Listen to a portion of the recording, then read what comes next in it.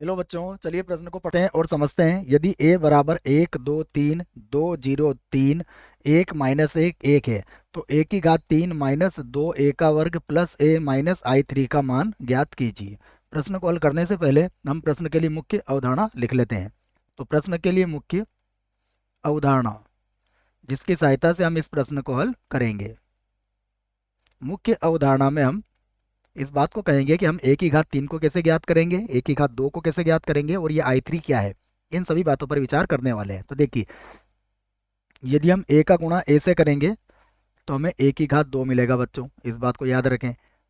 और यदि a की घात 2 का गुणा पुनः a से करेंगे तो हमें क्या मिल जाएगा, a की घात 3 मिल जाएगा।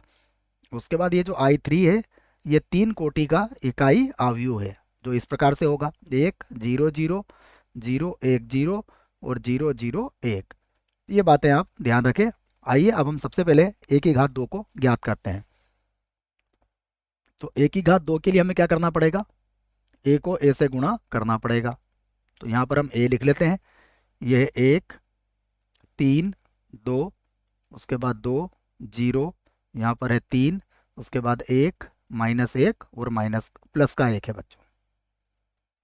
यहाँ पर प्लस का 1 है, जैसा कि आप प्रश्न में देख रहे हो। इसी को हम एक बार और लिख लेंगे।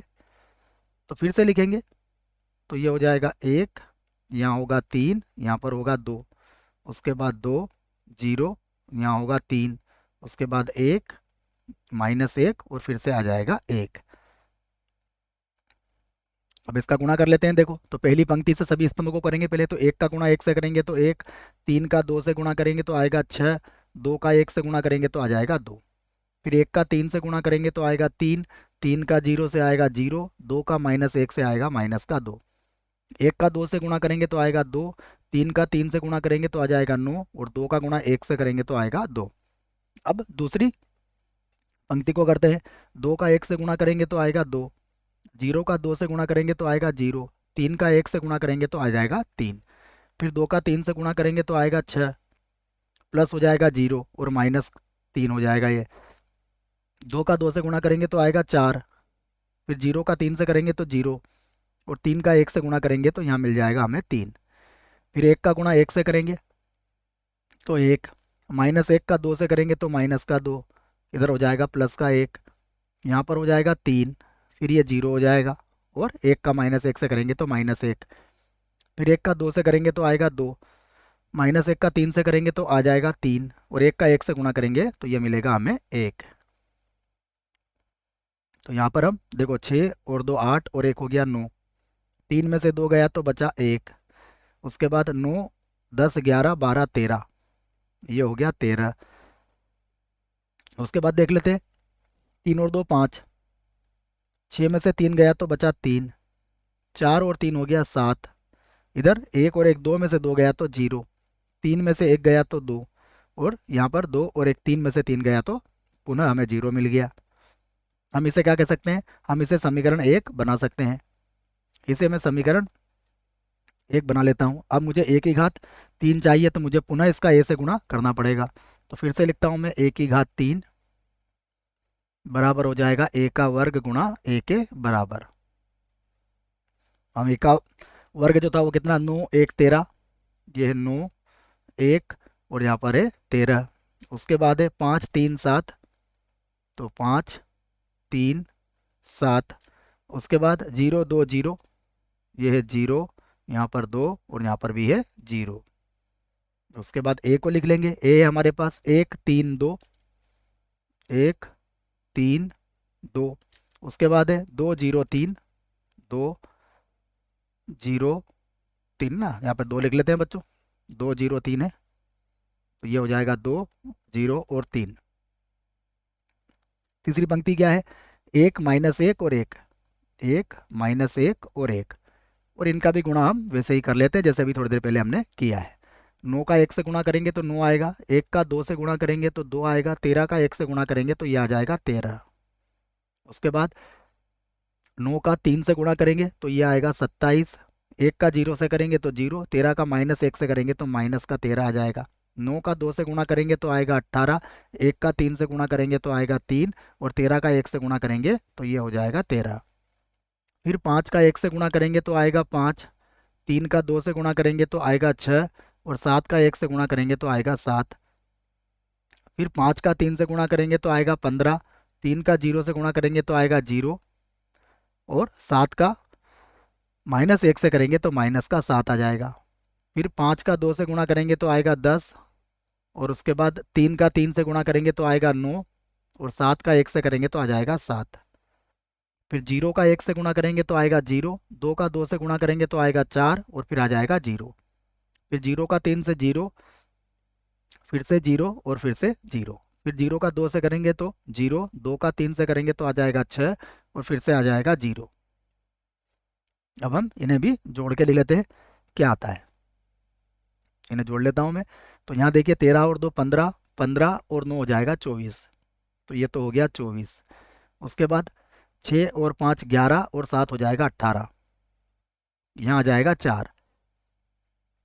यहाँ पर 27, तो 7 में से 3 गया 4, तो ये 14 हो जाएगा। 15 में से 7 जाएगा तो 8 बचेगा, यहाँ पर है 0। यहाँ पर 18, इनको जोड़ लो, ये 13 और 3 हो जाएगा 16, तो 16 और 18 जोड़ लो बच्चों, 34 हो जाएगा। उसके बाद यहाँ पर 10 और 9 19, और 7 हो जाएगा 26। उसके बाद यहाँ आ जाएगा 6। अब हमें जो ज्ञात करना है उसे लिख लेते हैं। तो अब चाहें तो इसे समीकरण 2 आप बना सकते हैं। अब हमें क्या ज्ञात करना है? हमें ज्ञात करना है ए की घात 3। लिख लेता हूँ मैं, ए की घात 3 -2 ए का वर्ग, -2 ए का वर्ग। उसके बाद है प्लस का ए, और उसके बाद है माइनस आई, या फिर I3। तो इसका मान हम यहाँ से लिखेंगे बराबर लगा के। सबसे पहले मैं लिखूंगा ए की घात 3। ए की घात 3 कितना आया है? ये है 24, 14, यहाँ पर है 34, उसके बाद यहाँ 18 है, यहाँ पर 8, यहाँ पर 26, यहाँ पर है 4 0 6, ये लिख दिया आपने। उसके बाद -2 का गुणा कर लेंगे हम ए के वर्ग में।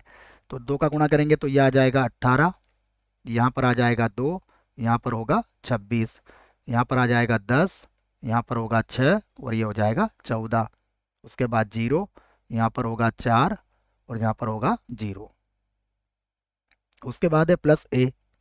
तो ए को लिख लेते हैं। ए है 1 3 2, उसके बाद 2 0 3, फिर 1 -1 और 1। वो जैसा आपको बताया, अब यहाँ पर क्या लिखेंगे? -I3। -I3 हमने यहाँ पर बता दिया कैसे लिखा जाएगा। तो -I3 में आ जाएगा 1 0 0 0 1 0, और फिर आ जाएगा 0 0 1। तो फिर से हम बराबर लगा के इनको हल करके लिख सकते हैं। तो फिर से मैं बराबर लगा के, अब देखिए यहाँ पर क्या बचेगा। सबसे पहले हम प्लस वाले जोड़ लेते हैं। तो हमारे पास हो जाएगा 24, और एक हो जाएगा बच्चों 25, है ना। 24 और एक कितना हो गया? 25। अब 25 में से आप ये माइनस का 18 और माइनस का 1, है ना। मैं इसको लिख लेता हूँ, पहले ऐसे जमा लेते हैं इसको। देखो पहले प्लस वाले जोड़ लेते हैं। 24 और एक कितना होगा? 25। तो यहाँ लिख लिया मैंने 25। उसके बाद माइनस का 18 और माइनस का 1 कितना हो जाएगा? माइनस का 19। ठीक है। फिर देखिए 24 और 3, सॉरी बच्चों 14, 14 और 3 कितना हो जाएगा? 17। तो यहाँ लिख लेते हैं हम इसको 17। उसके बाद माइनस का 2 ही रहेगा, तो ये हम माइनस का 2 कर लेते हैं, या फिर बच्चों सीधे भी जोड़ सकते हैं। तो मैं सीधे ही जोड़ देता हूँ बच्चों, बार बार लिखने की आवश्यकता ही नहीं है। सीधा देखो 25 में से सबसे पहले 9 घटाऊंगा तो कितना मिलेगा मुझे? 6 मिल जाएगा। तो मैं सीधा यहाँ पर 6 लिख देता हूँ, इसको बार बार लिखने की आवश्यकता नहीं पड़ेगी आपको। सीधा लिख देते हैं हम यहाँ पर 6। उसके बाद देखिए जैसे मैंने आपसे कहा 14, 14 में से 2 घटाए तो कितना बचा? 12, और 12 में 3 जोड़े तो कितना आया? 15। तो यहाँ पर आ जाएगा 15। फिर देखिए 34, 34 में से आपने 26 को घटाया, तो 34 में से 26 घटाया तो कितना बचा? आपका 8, और 8 में आपने 2 जोड़ा तो आ गया 10। तो यहाँ पर आ जाएगा 10, सीधे सीधे उत्तर आ जाएगा हमारा। फिर देखिए 18, 18 में से 10 घटाया तो कितना बचा? 8, और 8 में 2 जोड़ा तो कितना आया? 10। तो यहाँ पर आ जाएगा 10। ठीक है ना बच्चों, फिर समझा रहा हूँ। 18 में से 10 घटाया तो 8, 8 और 2 आप 10 हो जाएगा। फिर देखिए 8, 8 में से 6 घटाया तो बचा 2, और 2 के अंदर आप इधर 0 जोड़ोगे और 1 घटाओगे तो 2 में से 1 गया तो कितना मिलेगा आपको? केवल 1 मिलेगा। समझिएगा, ठीक है ना। ये 8 था, 8 में से 6 गया तो कितना बचा? 2, और 2 के अंदर कुछ जोड़ना तो ही नहीं, सीधा घटाना है, तो 1 बचेगा। उसके बाद 26, 26 में से 14 घटा लो आप तो कितना बचेगा 12, और 12 में 3 जोड़ोगे तो कितना आएगा 15, तो यहाँ पर आ जाएगा आपका 15। फिर देखो 4 में से 0 गया तो 4 ही बचेगा, फिर 1 जोड़ोगे तो 5, तो यहाँ पर आ जाएगा 5। फिर 0 में से 4 घटाओगे तो माइनस का 4, और यहाँ पर है माइनस का 1, तो -4 और -1 -5 हो जाएगा ये, तो यहाँ लिख लेता हूँ मैं -5। उसके बाद 6 में से 0 घटाया तो 6 बचा, 6 और 1 7 हो गया, और 7 में से 1 घटाया तो कितना मिलेगा आपको 6 मिल जाएगा। और यही आपके प्रश्न का उत्तर है। आशा करता हूँ आपको इस प्रश्न का उत्तर समझ में आया होगा। धन्यवाद।